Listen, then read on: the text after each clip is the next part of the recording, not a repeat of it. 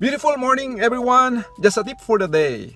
Have you ever wondered why that even though we have many wishes, desires, ambitions, and visions in life, but doesn't match our reality of what we had expected?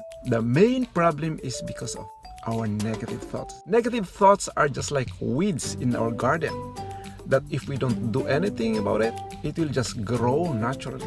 Willie Nelson, a musician, said that once you replace negative thoughts with positive ones, you'll start having positive results. So I have a favor, my friend. Just think of one positive thought today. And second, I want you to say it. I want you to write it down. I want you to leave a comment here telling me what are those thoughts. Let's make it as a habit. One positive thought a day. If we can have more, it's better. And let's start the day with a smile.